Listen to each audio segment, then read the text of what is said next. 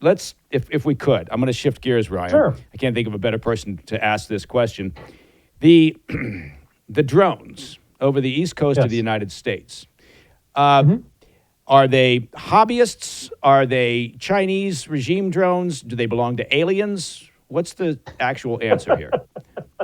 That's actually a good question. I honestly believe that originally, let's say what they aren't. They're not drones coming from offshore from an Iranian mothership. If the Coast Guard had heard about that, look, the Coast Guard goes after narco submarines. If they manage to capture an Iranian mothership launching drones, they'd never have to buy a beer again, right? So it's not an Iranian mothership launching drones. Typically, if you were trying to be sneaky and surveil military bases, you wouldn't have your lights on, right? You wouldn't have your navigation lights on. So we can probably say it's not that. What I believe is that most likely these drones were part of a red team kind of exercise. Only people who needed to know about the exercise knew about the exercise, because that's how you run a red team, right? And then after the exercise, everything became a drone. The helicopters became drones, low-flying aircraft became drones, everything became a drone. And some of this is compounded by the fact that people really don't know what the laws are for drones. It is perfectly legal to fly at night as long as you have your lights on. And the FAA considers drones to fall under the same rule as manned aircraft. So you can't actually shoot them down, right? So there's a lot of misunderstanding in the public about the laws and what was going on.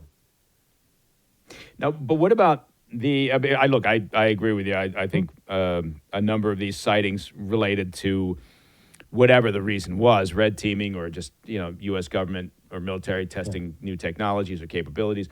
But what about the drone incursions over a variety of U.S. Classified sites, military facilities in particular? I think one thing that is disturbing to the general public is that there's not protocol in place for the military or for the government to deal with incursions over sensitive airspace, right? You're right. And so the public's just watching this and going, well, how do you possibly let these things just fly around over our facilities and you don't know, or you're at least saying that you don't know who they belong to? You're absolutely right. Some of our laws might need to be changed because, like I said, the FAA treats drones like they're manned aircraft. So you can't just go around shooting them down. And you also can't jam them because the FCC, the Federal Communications Commission, does not allow civilians to use jammers. This would mean civilian police as well. So the police can't use jammers because they interfere with signals. The FCC bans them. Can't have jammers. The military can use jammers, but I guarantee you the second you turn that jammer on, everyone's going to complain about how their GPS isn't working near the military base or how their cable's out or whatever signal isn't working correctly.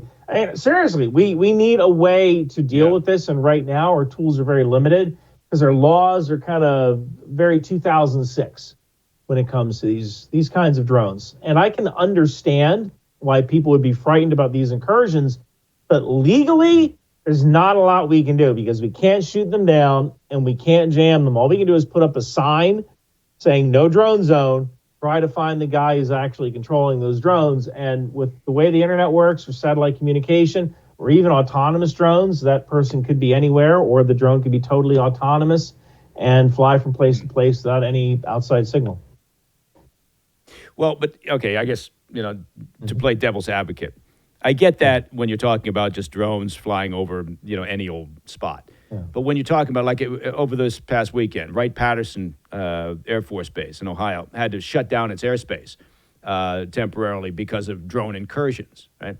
Yeah. It's an air base. It houses some, fairly significant military elements. Yeah. You would think, or you would like to think, that the U.S. government and military are switched on enough, and drones didn't just show up yesterday, right? So drone technology has been around for some time. But you would think that when you're talking about an incursion over a classified or secure or sensitive site, that the game changes and you just remove the threat and then deal with it later on. And perhaps if it's a hobbyist, then, okay, maybe that hobbyist learns not to do that crap later on. Am I missing something? No, I think you're absolutely correct. It's just the legal tools in their toolkit may be limited.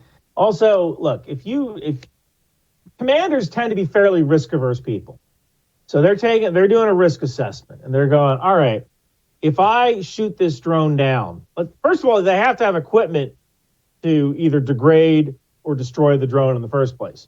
That equipment might not necessarily be accessible. But we have that technology. Have it. We have the but ability. Do you have it on you? That's the question, right? Like we might have an Well, I anti-drone do. gun. I do. I have it on me right now. I actually have that equipment with me right now. Well, because God damn it, I'm going to take. Oh, I'm sorry. I shouldn't be swearing on the situation report. But next drone I see it's it. Bob's your uncle. Anyway, I'm sorry for interrupting. Go ahead, Ryan. No, absolutely. Yeah, look, these anti-drone guns, essentially you point them at the drone and then you pull the trigger and it sends a signal toward that drone and it sends the shutdown code of every possible drone in the inventory. That's why you have to refresh, update the software on those drone guns every once in a while because new shutdown codes come, right? So in order to do that, you have to have the shutdown, or you have to have those weapons, those anti-drone guns, accessible. That's one thing. Now, if that drone is autonomous, you can't shut it down by pointing an anti-drone gun at it, right? Because it's not receiving any signals.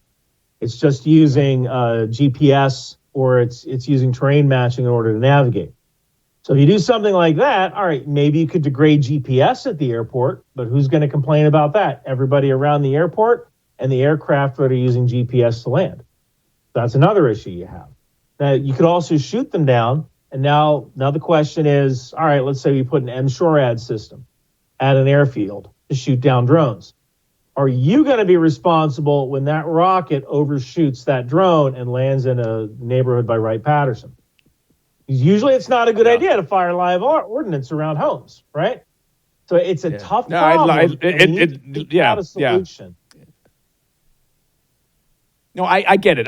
You don't want to launch a rocket into Mabel's living room while she's watching Wheel of Fortune. But not to pick on people named Mabel. I don't know where the hell I came up with Mabel. No, it is a complex issue, but I think my point is I suppose that I'm just expressing the frustration I hear from a lot of people who ask me the question of, well, how can the government not have a protocol in place already, technology in place already for their most sensitive sites, because this has been going on for some time.